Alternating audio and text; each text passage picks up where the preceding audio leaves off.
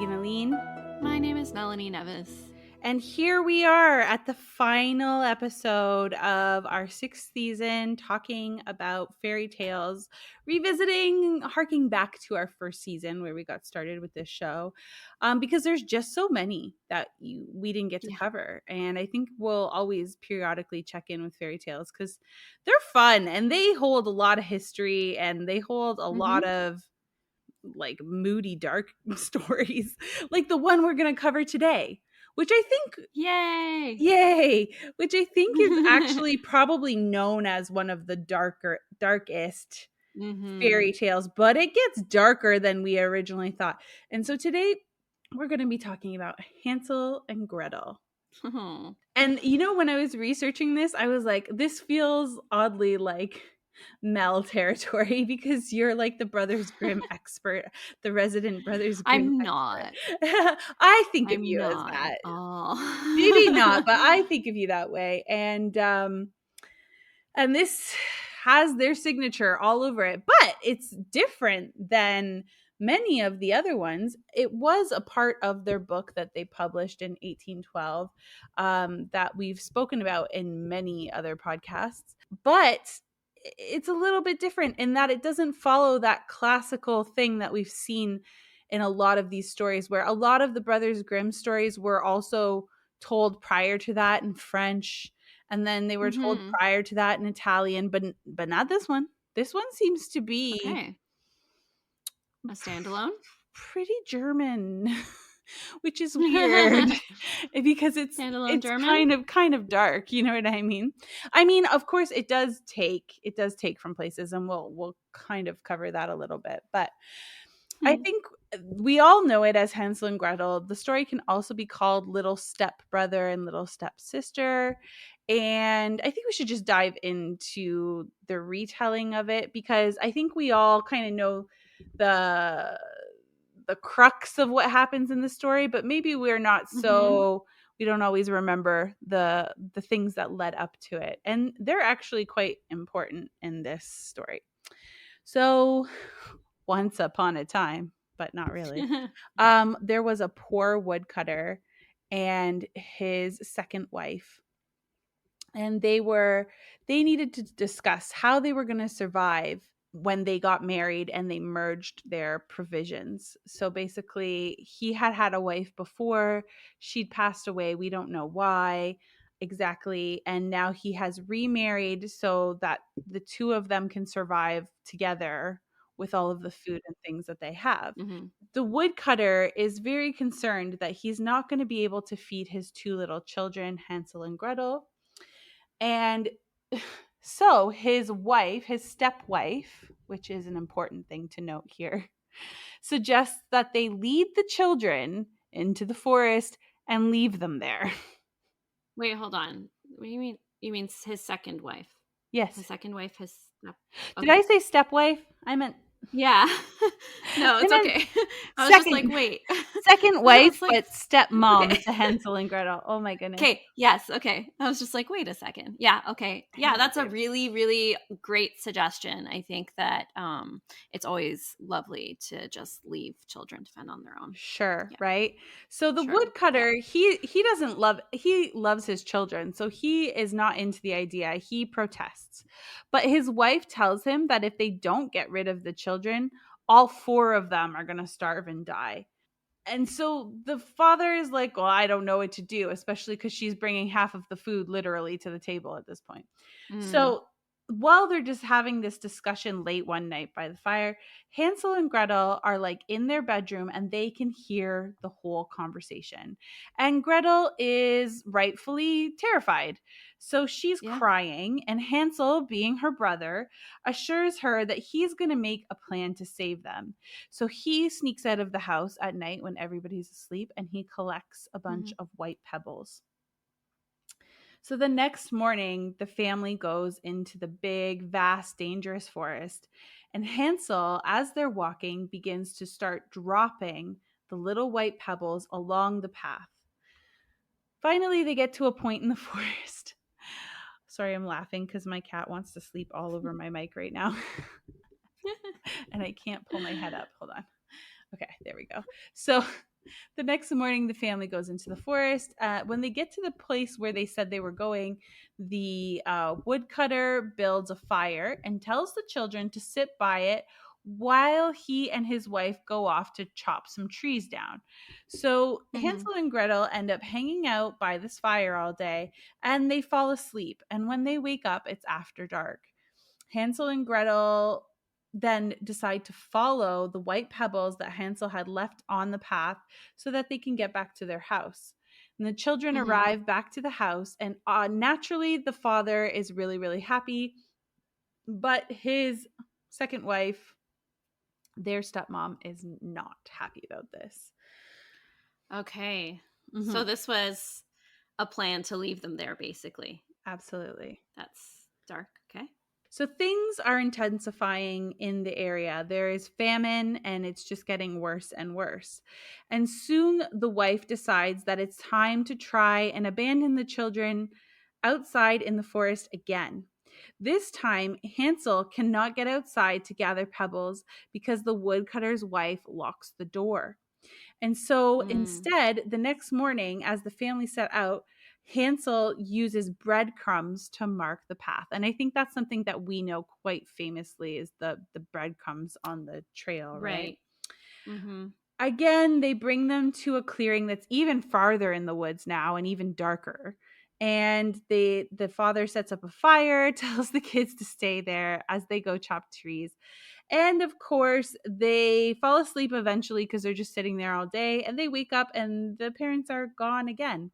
But this time, they can't follow the trail because the birds have all eaten the breadcrumbs. Of course. So now they've lost their path.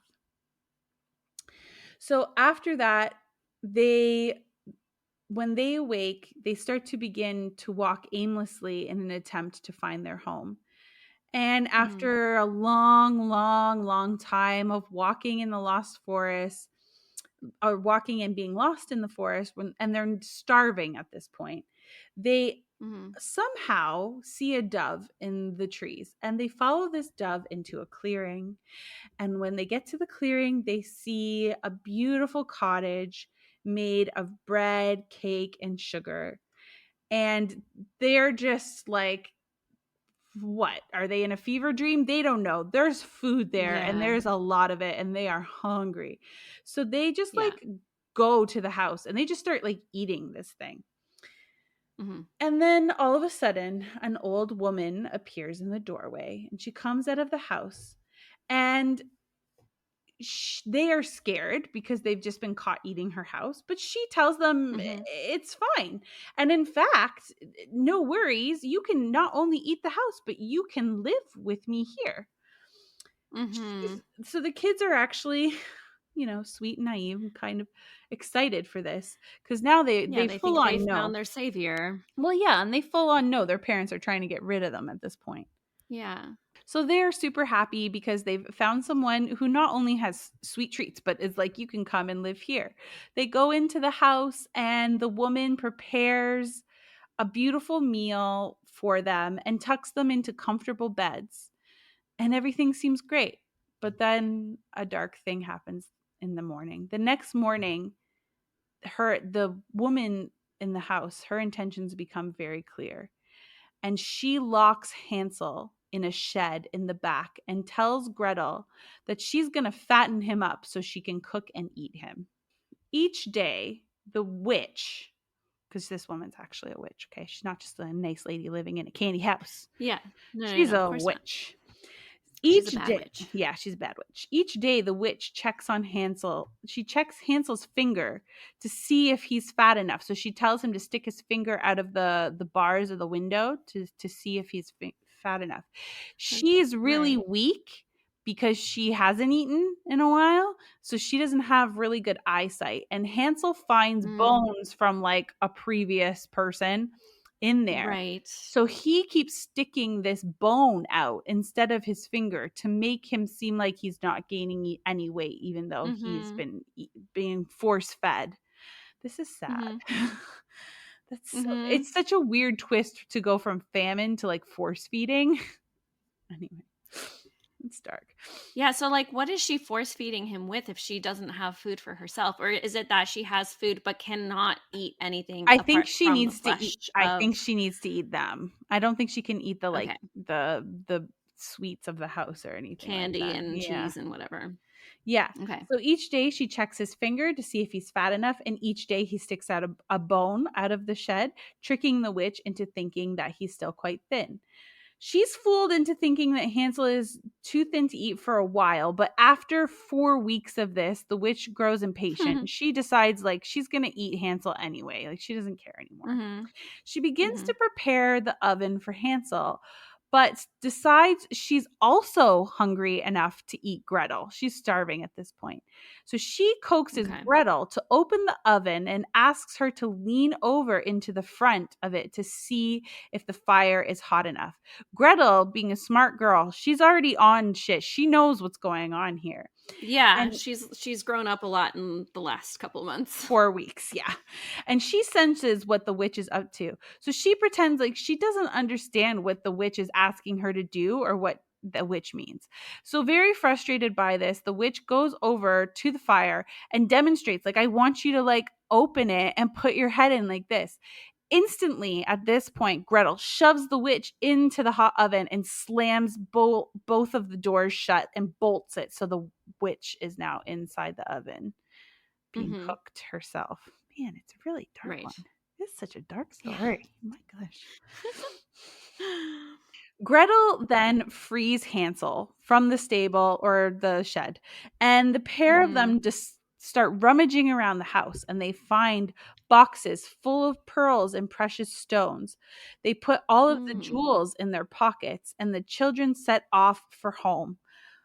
Now, there is a part of this story that I didn't remember, but as they're going home, a white duck, or in some versions it's a swan, appears to them and it ferries them across a big expanse of water, a big a big pond or a big lake or something like this.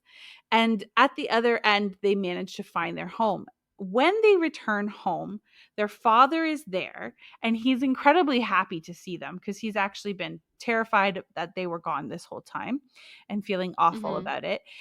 But their stepmother is nowhere to be found. She has died from some mysterious reason and she's not there. So they come home. Why Okay. Mhm. Mhm. We're They going to come get we're going home. to get to it. They come home with their Mhm. pockets filled with jewels, and because of this they have enough money now to sustain themselves, and the three of them live together happily ever after. The end. That's the end of the story. How Yeah. how can they live with him happily ever after when Yeah. he still went along with this plan to Yeah. leave them in the forest? Why, when the stepmother said, "Hey, let's ditch your kids in the forest," why didn't he say, "Do you want to be ditched in the forest? How about we ditch you?" So that is a very, very, very good question. And I do have some insight into that. But we're gonna get to it. I think I'm leaving it more towards the end. Okay. So, Okay. but I can answer those questions, Okay, or at great. least, or Cuz at they least, make me kind of mad. yeah, I get it too. I'm really pissed off. The short answer is the patriarchy. That's the short Right. that's the short answer, but like really, but we'll expand on it.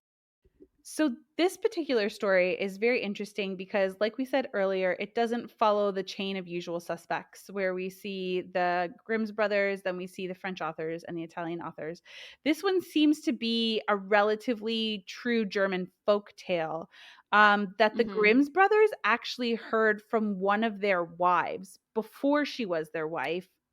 They actually Okay. She told this woman named Dorchen Wild. I'm not sure which one of the Grimm's brothers she married, but she eventually marries one of them, and she kind of recounted this story to them, and then they elaborated on it and put it in the book. In general, the story starts to circulate around 1250 to 1500 in Germany, Hmm. and it remains a verbal folk tale more or less until around like the early 1800s.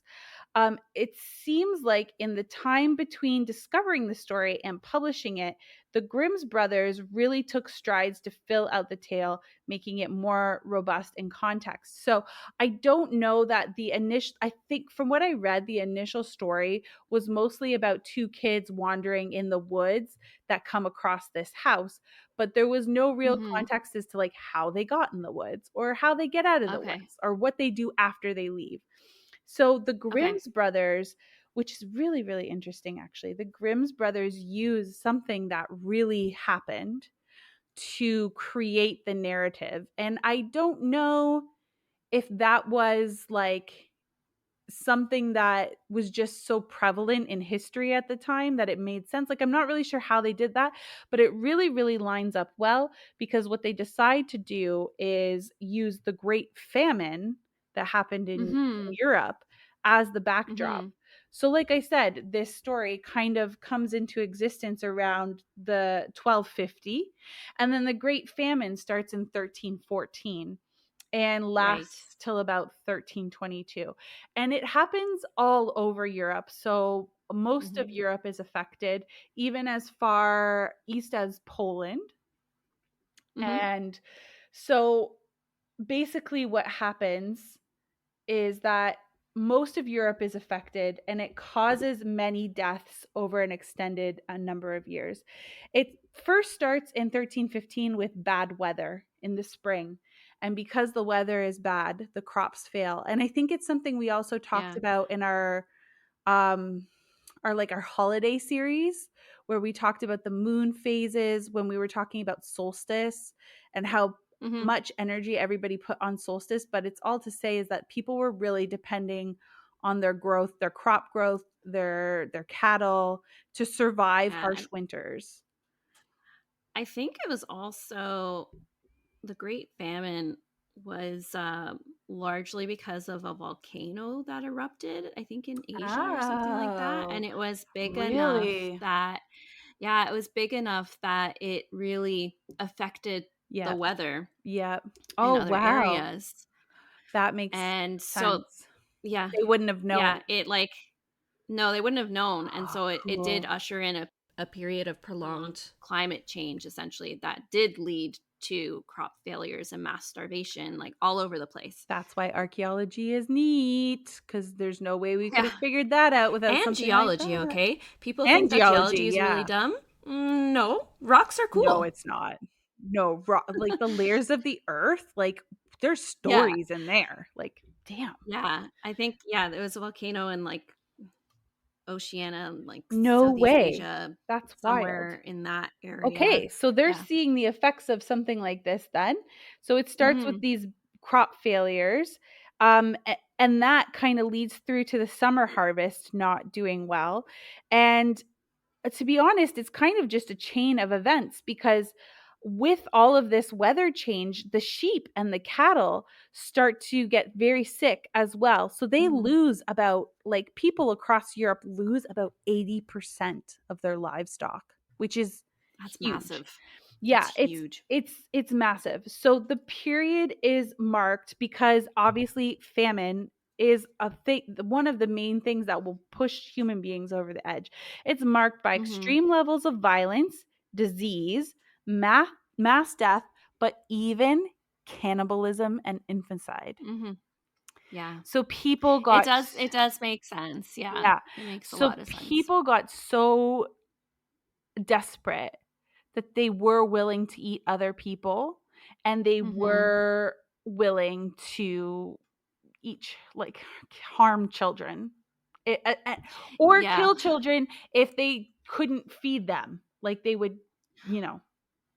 There are some chronicles that I read on the topic that I remember, and I don't remember like which ones, but I remember it saying that people would also go into cemeteries sometimes and dig up bodies of the dead that were like freshly in the Ooh. ground Oh no, that's to bad. get That's bad. get flesh from at Nope. least, like, they didn't want to kill a living person. So it was a Yeah, form of but cannibalism, but the person had died um because they were so desperate oh my gosh. without wanting to feel this guilt and remorse of murdering someone. Like I understand it, but for the sake of decomposition, I don't trust it. You know what I I mean? yeah. They used to bury people within a couple of days. I'm not saying I'd wanna eat a fresh dead person either, but, just in general. No, no, But no, but they would bury people within a couple of days of being dead, and it's not like now where you wait an eternity so I'm not before someone 100% goes in the ground. sure if the Grimm's brothers decide to fill out this fairy tale because it makes a lot of sense, or if Yeah. maybe also this tale kind of really kicked up into high gear during the time of the famine because these were like things that were actually happening that people actually heard of, Right. which takes me back to our Mhm. conversation around Rapunzel earlier because you were asking why the fuck would this even Yeah. be a story or even be interesting? And it's like, well, and I think my sense is that it's not good story, but it's stuff that kind of is based on things that Maybe. were relevant at the time the story Yeah, was created. definitely, Now, of course, definitely. this becomes later, it becomes a story for something else, right? And but before we get Mhm. into that, there are some variations. Of course, we know that in general, there might be some elaborations. We know that the Grimm's fairy tales they did retell a lot of stories that were retold in the French court that were told by the Yeah. Italians, and so they might have borrowed certain scenarios from certain other stories here and there to kind of fill the scale As out because like we know as stories folks do. yeah folk tales start out quite like pretty simple and then to build Mhm. a real story we people kind of expand them out.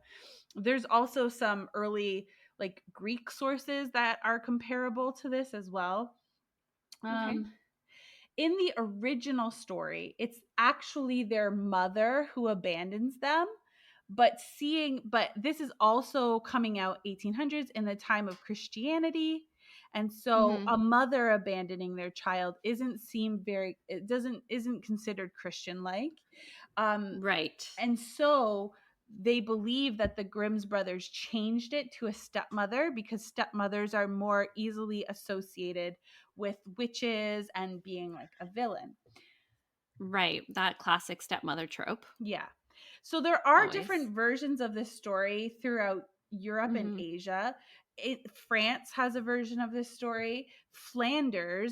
Which Flanders is actually is a place that used to it's now both in Belgium and in France. It's actually where my husband's from, Mhm. but at one point it was its own area with its own like noble people and all of that stuff. So Right. there's a Yeah. story from and now if people don't know, like Flanders is technically partly French and partly kind of Dutch.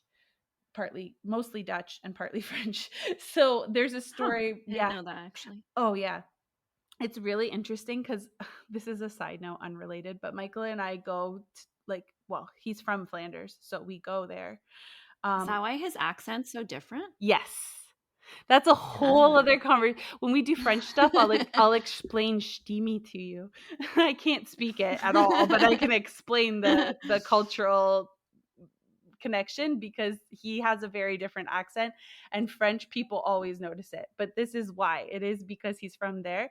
It's on the border of Okay. Belgium and very often we go to Bruges, which is literally 20 minutes from where he grew up, but it's in Belgium. Mhm. And when you immediately cross the border there, like you would speak French, but just driving 20 minutes in, I completely forgot we went this Christmas and I completely forgot that they fucking hate it if you speak French there. So, yeah, they're super butthurt about it. They would rather, and this is so opposite to France, right? Like they would rather speak English with you than French. And so I was saying things in French to people because it is a French speaking like area ish. Right. But I forgot that Bruges is kind of like fancy. So they actually are more like on the Dutch part of Belgium. And they would Right. respond to me in English. They would not speak to me in French at all. And my French Wow. accent's like decent, and I don't sound like a northern French person. If anything, I have like closer to like a non-French accent, so like maybe like a more like a Parisian sounding accent. But they hate it. They Right. really, really hate it. And That's it really took me funny. I know, and I was so dumb, and I'm just like bloop bloop bloop, and I completely forgot this was a thing because we've been there like 4 times, and because we go at Christmas, it's like one of the best Christmas towns around there to go to. It's Yeah, gorgeous. I can imagine. Oh, it's so pretty. And I was like, they keep talking to me in English. She's like, oh, you're not talking in French, are you? He's like, I don't even speak French here. And I was like, oh shit, like I was, because it's like kind of like I don't think about it now. Well, yeah, it's habitual. Well, in France, it's like you better try to speak French. It's like the complete opposite mentality. So there's They'll some, still respond to you in English half the time, though.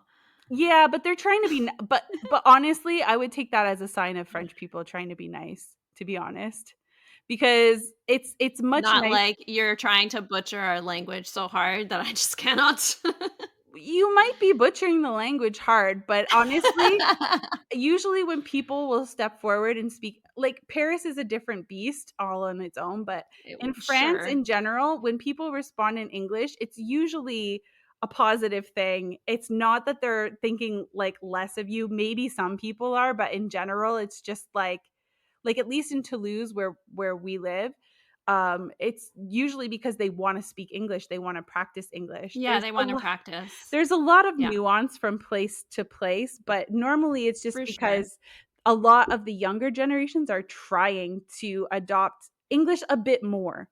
Whereas like some of the Right. older generations are like, if you don't even try to speak French, I'm not even going to respond to you at all. You see all Yeah. of those, a mix of all of those things. Anyways, I digress. But there's also a story similar to this even in Russia. So I think that's Oh, very interesting.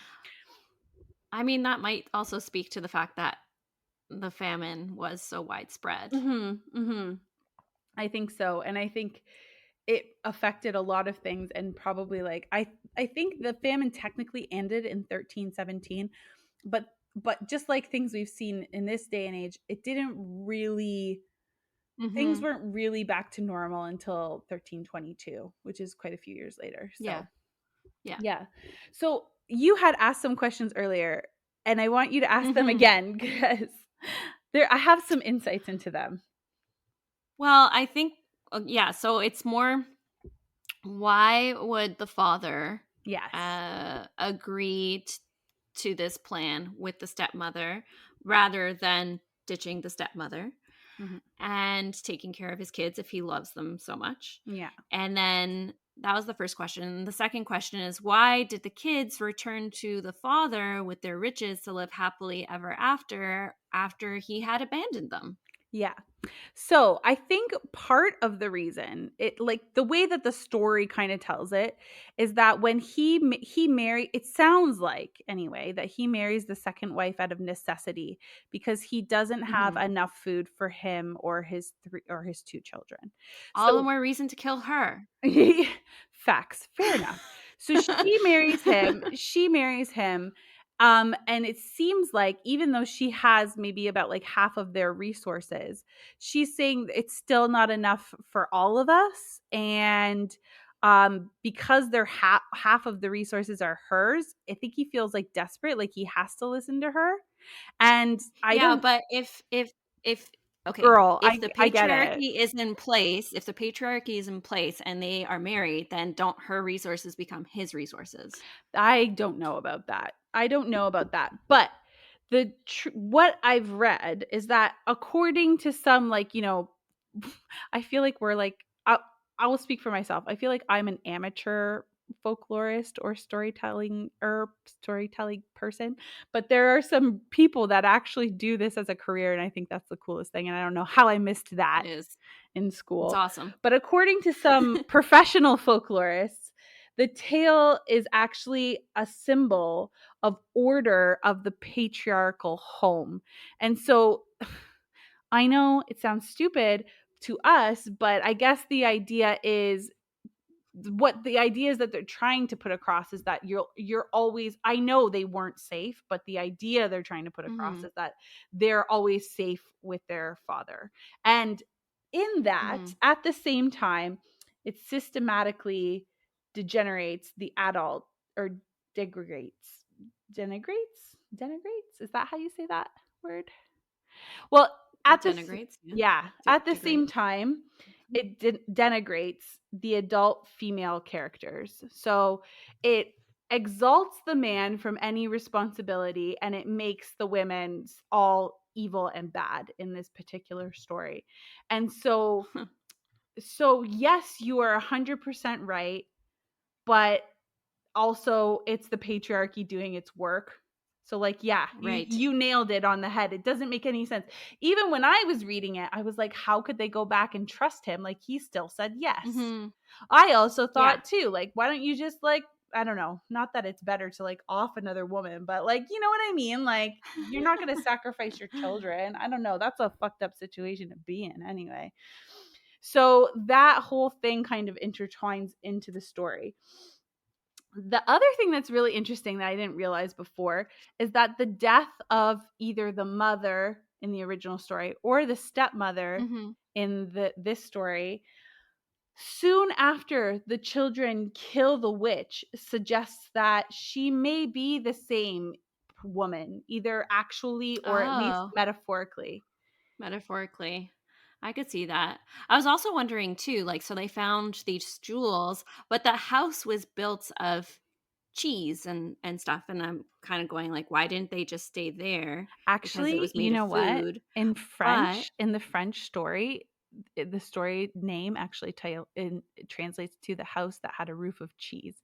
So this one is actually meant to be made out of breads and sweets, but I just think it's funny because you said cheese, but the French one has a cheese roof, and like that's no shock, I think, for some no, reason. not at all. That's so funny. But Well, yeah, my like, would it have I guess everything's magical, so, like, would it have crumbled once the witch was burned? I don't Is know. that why they couldn't There's stay a there? I couple unsolved mysteries that I have.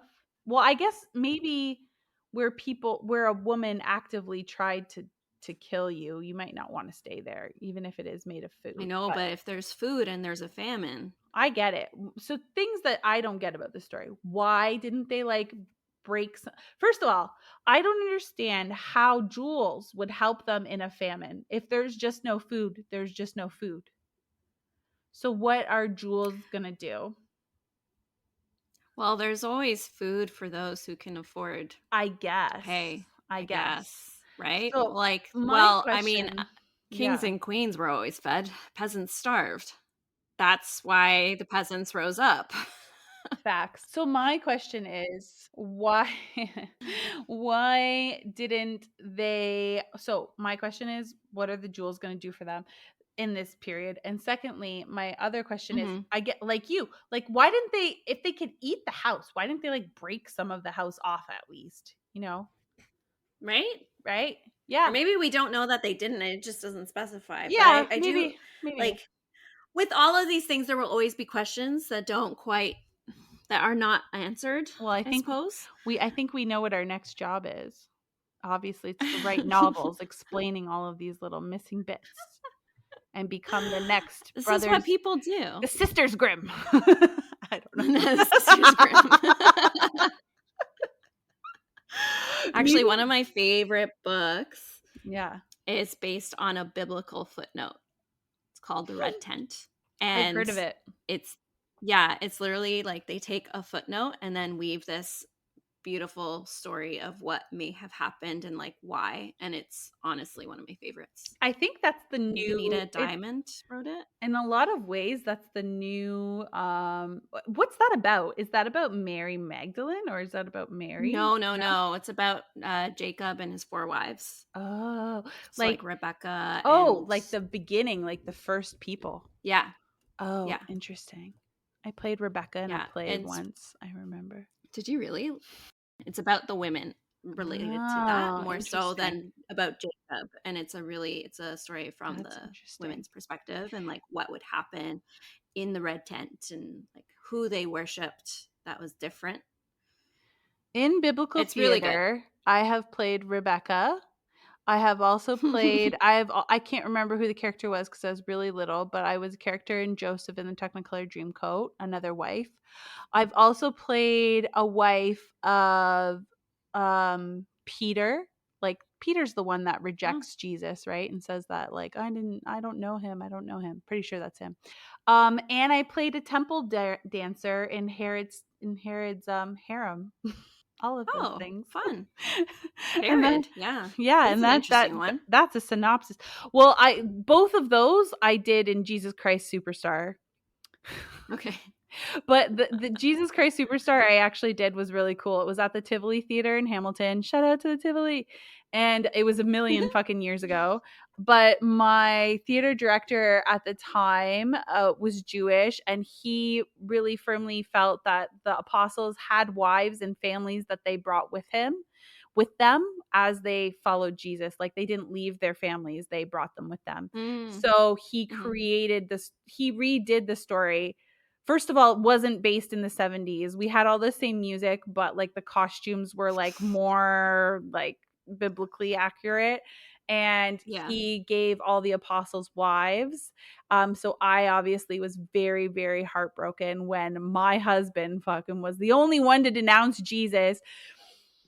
And Sure. yeah, and I was also a core dancer, so I was put into all of the scenes where they bring out John the Baptist's head on the platter and whatever, and I was like dancing around like a harem girl. That was like the best costume I ever had in a play.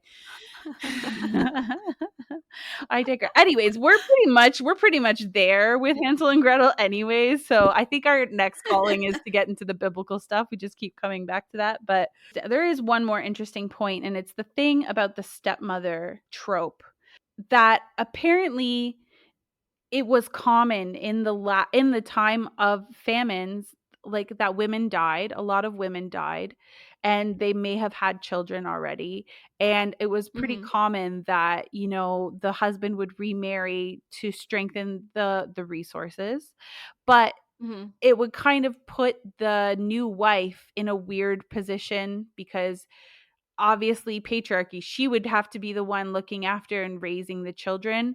So Mhm. it did cause a point of contention commonly, like at that time in medieval Europe during famine, with Right. these new wives, which is where, now I'm not saying that all of them necessarily wanted to abandon the children or eat the children. And it's just like maybe they weren't so happy about the situation.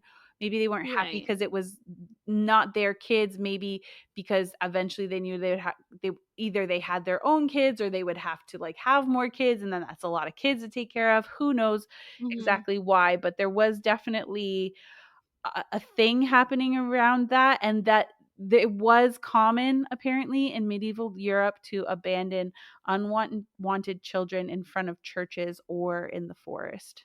It was a thing that happened. Yeah. It just led to tensions after the remarriage. And there are folklorists that believe that because of this, this is kind of where the wicked stepmother trope was born. I mean, I understand it. There was always a certain degree of competition between But also I kids feel of like the first patriarchy wife again and just leaves itself out of this. Like men just happen to leave themselves out of that story, but well, and then we see yeah. time and time again, like, women talk about there being a sisterhood and supporting each other. And in practice, we often see the opposite, Yeah, that's where more of we like are a, very judgmental of one another it's and a modern accusatory. concept, but it's also a concept for a community that really has its shit together. Like we see Hmm. examples in the world of certain like groups, tribes of people where they really have that like it takes a village to raise a child kind of mentality, but Honestly, we I see more so the competitive nature more. yeah. Uh, Read The Red Tent, because it is like the Red Tent is the place where women would go when they had their menses, yeah, and men were never allowed in. And yeah, so there is like a sisterhood that is spoken of. yeah, So I don't know that I think that something like that could have potentially happened. I think that women have always like had this concept of sisterhood in a way, yeah. but But you know, when we see those concepts, we're normally like, okay, in the example of this book, The Red Tent, we're talking like where are we at that point? We're in the desert. We're somewhere in the Eastern cultures at that point Yeah. We like I have a friend who lived in Colombia with a tribe in Colombia Mhm. for many years, and they also had that. They actually have it Yeah. to this day. Yeah, and so, like, I think it really depends on the culture because, That's what I this was trying to example of, get like, to. Yeah. yeah, Yeah. No, no, no. sisterhood and female empowerment is cultural, I think. Yeah, We live in a patriarchal culture. and even we see it in not all, but many indigenous tribes in North America and Canada. And it's Mhm. like when groups of people had this sense of we work as a community to do this. We everybody has kind of like a role. There's like kind of like a sense of camaraderie for each other because you're Mhm. a group together. But we don't really see that in a lot of maybe way back in Europe, but we don't always see that in especially once we roll into medieval Europe. Things really the concept of hierarchy No. is really prevalent. The minute we've got all these kings and queens kicking around, like there's just like a hierarchy, right? Yeah, I think that, Judeo-Christian tradition, but, like, really kicking off with Christianity, once that took off, that, like, sealed the deal on patriarchy in the Western world. Yeah. Yeah, I think yeah, I agree. I think I suspect and think that It even started before then, but I think yeah, that that like was, like, icing on the cake. Even in the Greek and Roman culture, ancient cultures, like even though they had female goddesses, they had a lot of stuff. I Yeah. still think that the driving force in those societies was still men to a large extent, at least. Cultures that would, worship ancient goddesses, you're looking at, like, 6,000 BCE. Yeah, and so that's what I'm trying that I don't know how to exactly say it, but that's what I'm trying to there's a certain part of our history that we don't even fully know yet. Like we're talking like Yeah. Caspian steppe, like like the beginning of societies where people maybe did work together, but I think there's a lot of things that happened between then and medieval Europe that Oh, caused a yeah. lot of that God, to yeah. a lot of that struggle, a lot of that concept to crumble. And by the time we get Yeah. into medieval Europe, it's a lot of people feeling like they have to fend for themselves. And when people feel like Mhm. they have to fend for themselves, they feel desperate, and then desperate people do desperate things. Yep. Like it's just Yeah. it's and then and competition is born out of that, not just in not just in the female world, but in the world in general. But it's interesting that you say this and that you bring this up, because I'm actually doing a program right now that is healing destructive female competition, because I think you guys, some of you Oh. know that I do like energy work. So the program I'm actually going through right now is healing destructive female competition, because the person that's teaching the program, her belief is that this is like the one of the heaviest kind of like vibrational frequencies on the planet. Interesting. And it's interesting because it kind of lines up with like a lot of the stuff that we talk about in Yeah. as we explore these stories. We see that archetype. So it's Mhm. not just like like we know there's healthy competition. There's competition that helps Sure. drive and build, but then there's also destructive competition that tears people down. And like that's the thing. I think a lot of us women are always trying to like work through, because we don't want it, but it is there because it's been there for so Mhm. long, and we have to actually consciously address it, and figure it out in Yeah. order to do better with it. Absolutely. Yeah, so I think it's really interesting that you mentioned that, because it just reminded me of that program that I'm doing right now, that I'm actually going to be doing Cool. tonight, later on tonight. Fun. Fun, Yeah. fun, fun. So, anyways, Hansel and Gretel, quite a sad story, anyways. But I guess they gave him like I noticed. I'll say a lot. The Grimm's fairy tales are grim, huh? But they try to give people happy endings in the end. I think. In their own way, in their own Yeah, different way. Yeah. They Yeah, try I to do spin it too. so that like things are gonna be okay, which I think is probably the best thing they could have done at that time, because maybe people didn't think that things could be okay, and maybe things are actually never okay, but maybe we have to hope that they will be. Yeah. That's an existential thought for another time. We'll leave you with that. Yes. And As yeah, always, find us on Instagram, Allegory Story Podcast, or send us an email, allegorystorypodcast@gmail.com. I like the way you say .com. I love it.